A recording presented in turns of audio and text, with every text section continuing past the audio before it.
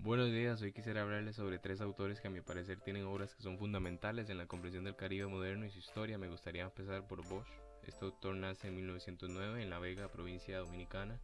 Cursa sus estudios superiores en la Universidad de Santo Domingo. En 1963 alcanza la presidencia de la República. Eso se da tras haber padecido más de 2 décadas el exilio por su oposición a la dictadura de Rafael Trujillo. En cuanto a su faceta literaria, se destacó por ser un ensayista y cultivador del relato breve. Para mí y para muchos autores se trata de un referente de lo que podría llamarse dignidad nacional para toda América Latina debido a su conducta honesta como gobernante y líder de su país. ¿Y por qué? Y porque en él va a germinar una conducta patriótica y civil ejemplar que le hará mantenerse activo en su lucha por un gobierno de reformas democráticas, populares y emancipadoras para su país. Ahora bien, en cuanto a la obra, algo interesante para mí es que él inicia hablando en cierto tono de los cronistas de Indias y del diario del almirante de la mar Océana, pero al terminar lo hace con su propia crónica. Esto lo hace un hombre de su tiempo, un hombre del momento, y tal vez lo aleja un poco así de la historiografía, pero lo sitúa dentro de las más grandes corrientes en el tiempo. Su obra, de Cristóbal Colón a Fidel Castro, Frontera Imperial, es un hito en el estudio del Caribe, catalogado por Gabriel García Márquez como una obra monumental. Será porque nos ofrece una oportunidad para mirar el rol histórico del Caribe como una frontera de imperios modernos, de manera que se vuelve fundamental para comprender el Caribe, sus conflictos, sus particularidades, sus costumbres, su historia. Y es que hasta resulta ingenuo creer que se puede conocer el caminar histórico de estos pueblos caribeños sin haber antes consultado sus antecedentes en esta obra. Es un texto de historia política, diplomática, militar y no deja de ser un ensayo que colinda con la monografía, sí, que se puede prestar muy bien para el análisis de la narrativa del texto histórico porque es un texto complejo, largo y completo. Ahora bien, en el contexto en el que se da la historia es un derroche de fuerzas, luchas, revoluciones y posesiones de espacios, con un primer espacio como el Caribe visitado por los europeos donde la economía va sobre todas las prácticas sociales y la humanidad en sí, y así lo refleja Bosch en su obra.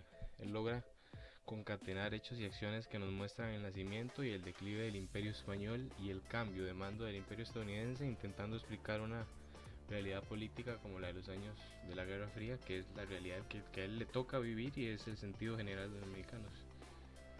Bosch plantea algunas hipótesis. Una de estas es la intervención imperial y su destrucción al proceso autónomo de configuración nacional.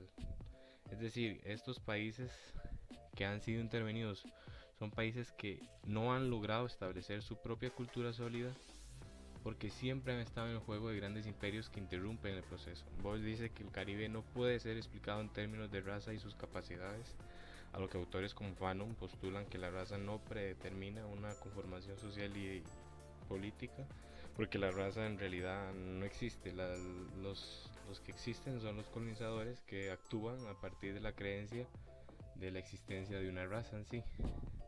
En la colonia el color de la piel determina ciertas relaciones sociales. A lo largo de la obra, Bosch va tratando mucho de los prejuicios coloniales, desde la hipersexualización de los cuerpos de los negros, llegando a ver el negro como posesor de un deseo sexual insaciable que se va a difundir esta concepción del hombre negro como un violador, siendo la principal amenaza siempre la mujer blanca. A la larga rol es un plantar este rol de violador en el hombre negro es un deseo del colonizador impuesto a los negros, y esto lo trata precisamente Fanon, es decir, mi deseo o mi represión yo lo proyecto en el tercero y lo hago culpable de esa pena, de esa represión.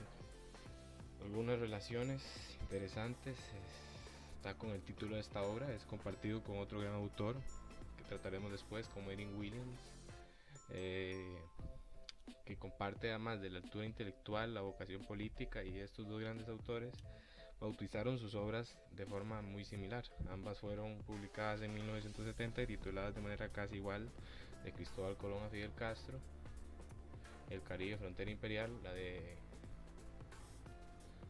y From Columbus to Castro, la historia del Caribe. 1492 y 1969. Es increíble la fragmentación regional que han sufrido estos textos, porque el libro de Voss ha estado dedicado para el mundo en la lengua española y es un clásico, y por otra parte el texto de Williams es un referente obligado en los espacios anglófono y el francófono. Más allá de esta relación de los títulos, quisiera hablar de una relación de contenidos, y esta yace en La Tempestad. En su primer acto, la relación entre personajes y la trama, esta noción de la isla que es colonizada, aproximada a la realidad colonizadora del Caribe, con personajes como Próspero, que es el ex duque de Milán, y su hija Miranda, que llegan a una isla donde está la figura del Calibán. Es decir, más o menos este imaginario de la isla con riquezas, sin civilizaciones, con salvajes dentro, que tiene que ser colonizada. Calibán precisamente es un personaje muy importante en La Tempestad, era el dueño de la isla, y de ahí y también su origen de la palabra caníbal y cómo Shakespeare lo toma de ahí, ¿verdad? Caníbal, que era algo que se venía hablando mucho en aquel momento, en muchos relatos de aquel momento. Bosch denota el discurso, hace una denotación grande en el discurso civilizatorio que estaba muy común en aquella época, porque Próspero prácticamente le enseña a ser humano, como le quita lo animal, le quita lo salvaje, le quita su identidad. Y después de todo este daño que le realiza, se atreve a reclamarle con este discurso, ¿verdad? Que también lo habla Edward Glissot, que cuando comienza en Martinica les llega la libertad en la revolución de 1848 de los franceses, escenario donde se da la libertad a todos estos esclavos. Sin embargo, los propietarios de esclavos no sabían qué hacer con todos estos esclavos, porque ahora quedaban libres, pero no tenían tierra, no tenían a dónde ir ni demás. Es decir, la idea de que el colonizador que nos liberó hay que agradecerle. Por último, este texto nos va a ayudar a entender el Caribe, y que el Caribe no es preexistente. El Caribe surge tras el imperialismo y la invención del imperialismo occidental. Surge como un espacio político físico por acción de los imperios europeos y luego del estadounidense. Ahora quisiera hablar un poco sobre el segundo autor que he escogido para esto. Sería C.L. James. Este autor, Cyril Leonard Robert James, y su obra Los Jacobinos Negros. Este trinitario es un personaje muy importante en el pensamiento caribeño. Nació el 4 de enero de 1901 en Trinidad. Luego pasa algún tiempo en Inglaterra, donde este tiempo se vuelve fundamental en su formación. Su estadía en Londres no se termina de ver como un sueño cumplido. Él se traslada luego a Estados Unidos, donde posteriormente es expulsado en tiempos del macartismo, y es donde crece su iniciativa en estudios sobre cultura popular y política negra. Este autor es un fiel y crítico marxista heterodoxo.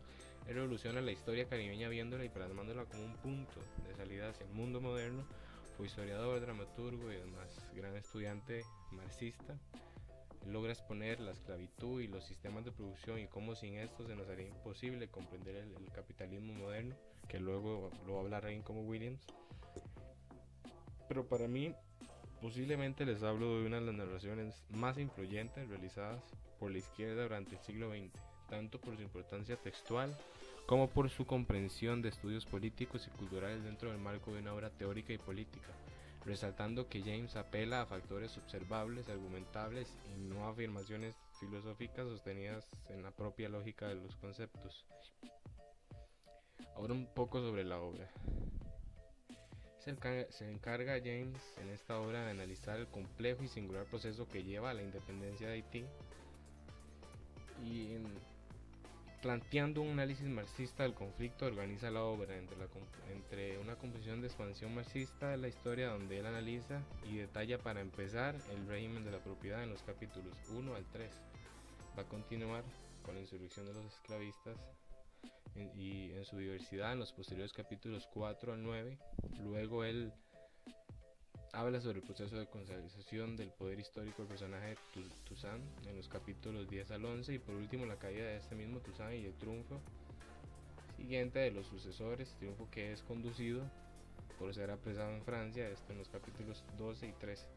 Y es que es de esta manera que se condensa esta obra, entre una explicación global con gran sentido actual y la representación del héroe trágico que concreta la historia de toda una época. Claro, con algunas imprecisiones históricas.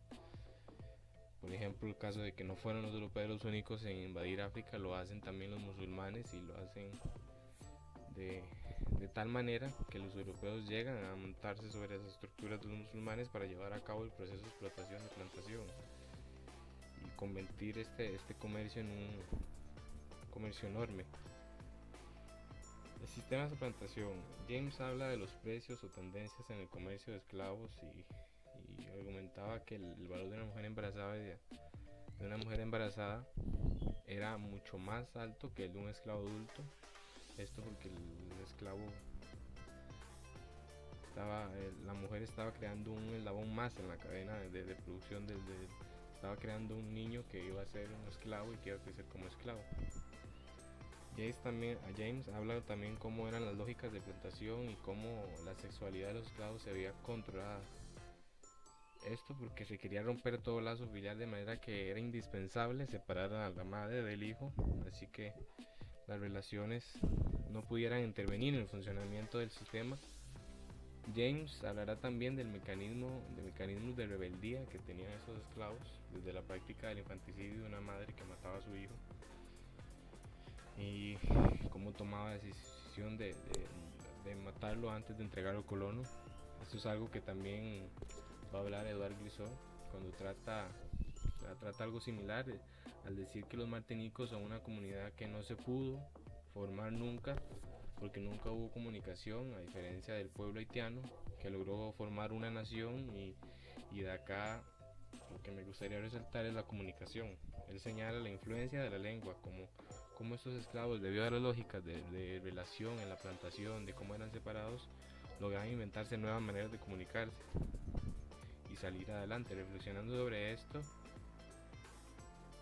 sobre la importancia que tuvo la lengua creol y cómo no logró implantarse en Martinica, y cómo esto fue un factor que no logró concretar a Martinica como una comunidad, complicando cualquier rebelión que se defendiera contra el sistema. La diferenciación sería clave para la revolución. Existía una diferenciación en donde se crean clases coloniales que permitió que algunos esclavos lograran escalar puestos sociales, como en el caso de Toussaint, líder del proceso. Esta idea de blanquearse y no ser como el esclavo es analizada por autores como Fanon y Glissot. Glissot lo plantea desde la lengua, desde el lenguaje, que para los martinicos tenían un acento francés cuando viajaban a Francia y volvían hablando distinto para separarse del negro que quedó en las colonias y ser como más blanco, blanquearse, esta idea de blanquearse. Fanon lo analiza distinto, lo analiza desde el rol de la mujer negra que es amante de un blanco y cómo esto lo acercaba más al ideal de ser blanco. Seguidamente James va mostrando la resistencia en la figura de Macandal, el cimarrón y toda la tradición de revuelta del colonialismo para crear una sociedad libre, la creación de los quilombos, espacios sociales de producción, donde hasta los mismos cimarrones iban a ayudar a otros esclavos a fugarse y demás. James también trata la diferencia entre revoluciones de 1776 y 1789 con la revolución haitiana. Como el sujeto creado en estas revoluciones era un sujeto particular, un sujeto liberal, y cómo está diferenciado de la revolución de Haití, que es un reconocimiento de la humanidad, de un sujeto colectivo, un sujeto nuevo, un sujeto que somos todos.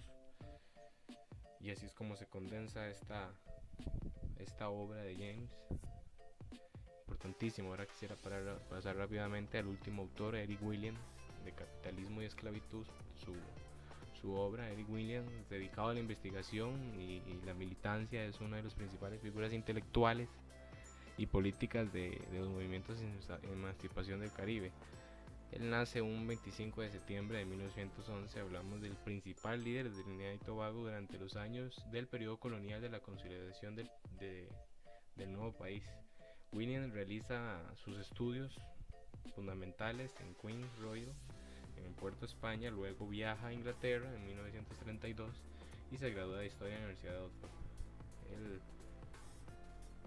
radica en Estados Unidos, donde realiza la enseñanza, se dedica a la enseñanza. Posteriormente regresa a Trinidad, ya completamente involucrado en la política, crea el Movimiento Nacional Popular, donde es nombrado ministro jefe de territorio. Sumado a esto, en 1959 en Trinidad obtiene la autonomía para sus asuntos internos y Williams fue nombrado como primer ministro.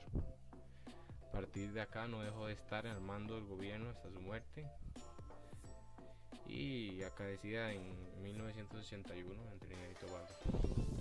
Williams fue el primero en hablar de la esclavitud no racial, ya que se creía que la esclavitud era un tema únicamente racial y que este era el objetivo y se daba por esto.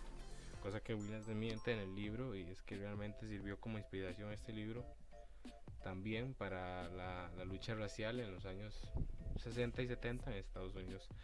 Para esta obra, él resume básicamente los últimos 500 años de la historia, desde una historia caribeña, desde una perspectiva en la que nos va a ser más fácil entender qué es el trabajo, qué es el capital, qué es la esclavitud, cómo fue el proceso y las relaciones de producción en las plantaciones.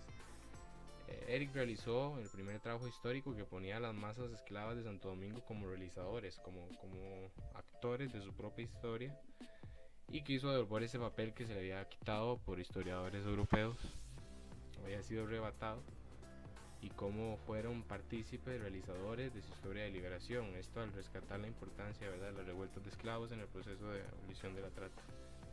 Williams sigue los pasos de su maestro C.L. James, de quien se inspira también para crear esta obra con los jacobinos, la relación entre la esclavitud colonial y el desarrollo capitalista. Curioso que ambos son hijos de las clases medias de Trinidad y se forman en la metrópoli británica y luego en Estados Unidos, donde pudieron centrarse en torno a los movimientos sociales y sindicales afroamericanos, y se incorporan a las universidades como Howard, que es llamada también la Harvard Negra, donde Williams se desarrollaría como profesor posteriormente.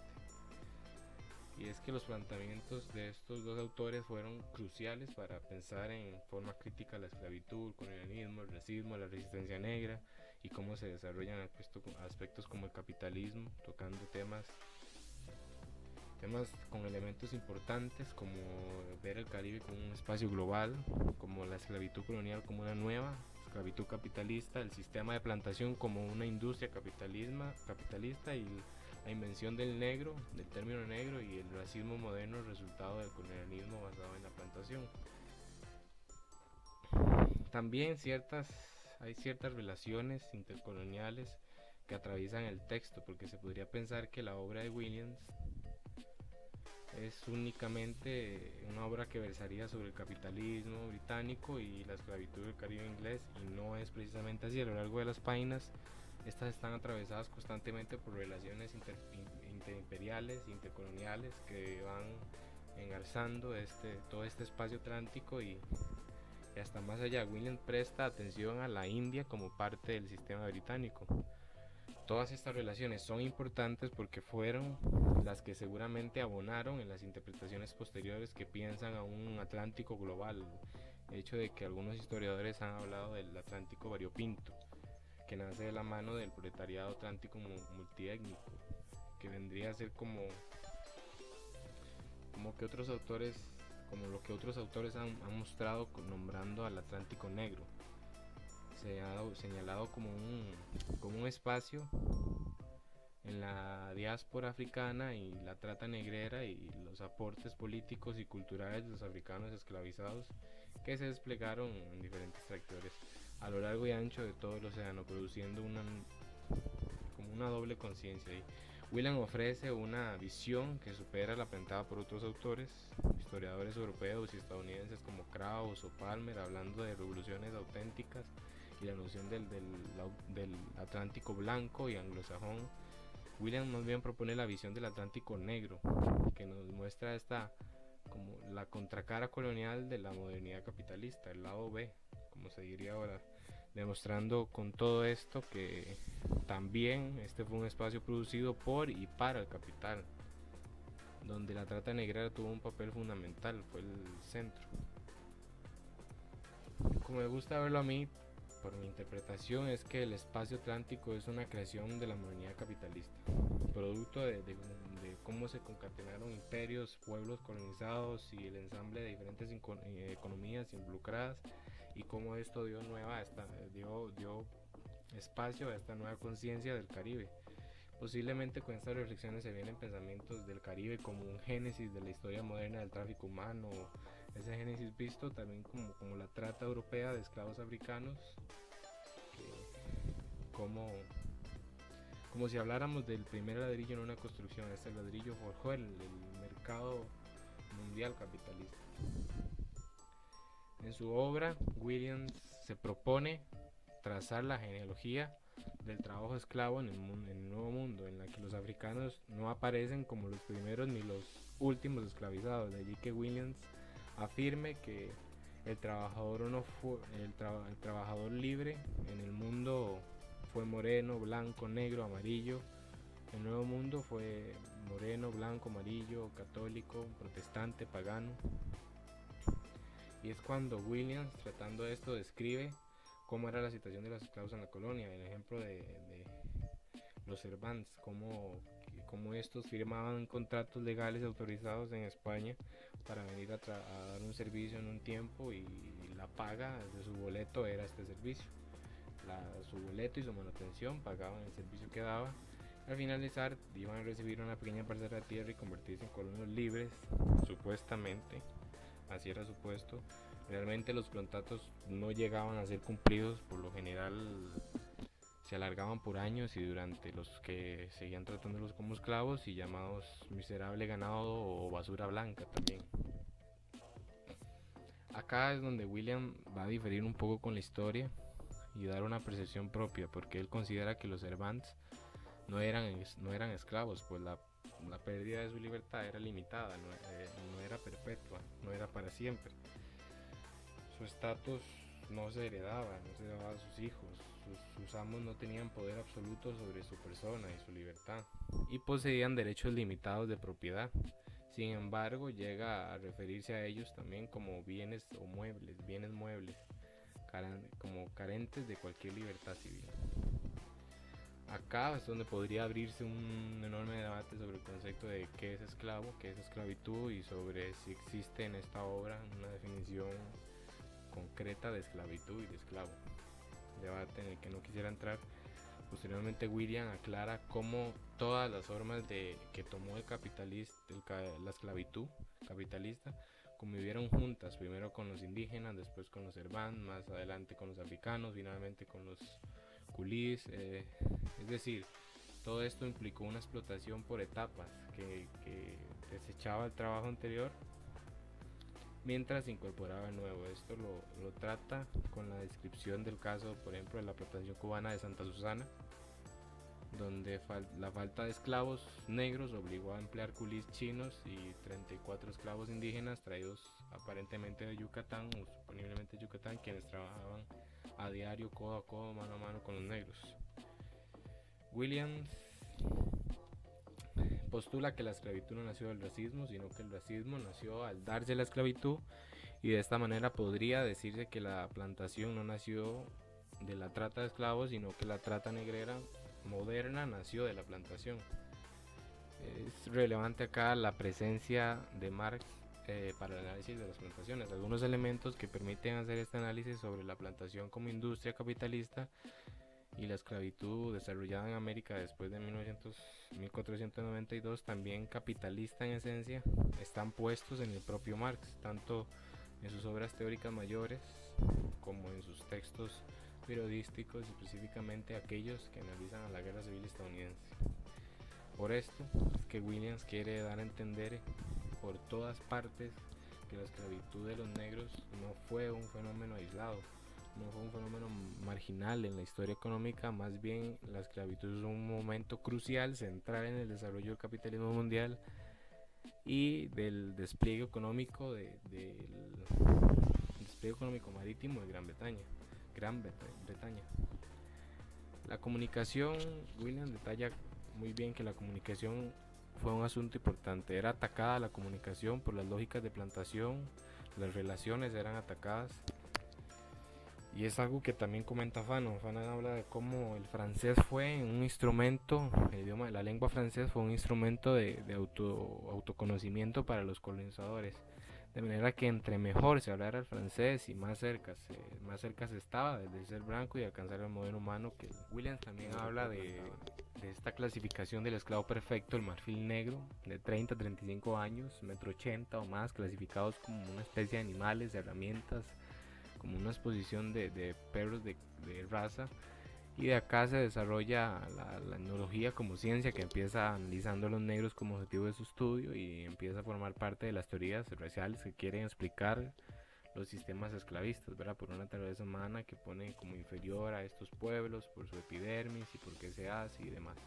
Para terminar, creo que queda por explorar mucho la recepción de esta obra de Williams en el mundo hispanohablante, más que todo, porque permanece mayormente como un texto poco conocido y poco leído. O sea, se ha visto opacado tal vez por otras figuras de intelectuales y militantes caribeños, particularmente los autores francófonos, que han recibido mayor atención de la academia en las últimas décadas por alguna razón, pero Williams sigue presente en la tradición radical negra, marxista, hereje, militante anticolonial y político controversial. Él se niega a ser relegado de la historia y sus proyecciones e ideas se siguen comentando, se siguen leyendo sus obras al día de hoy en cursos sobre el pensamiento caribeño. Y de esta manera me gustaría cerrar la presentación sobre estos tres autores fundamentales, sus obras, sus percepciones, sus pensamientos, sus ideas, sus hipótesis importantes, y que fue todo lo que me quedó de haberlos leído, de haberlos cuestionado, debatido con otros, etc. Muchas gracias.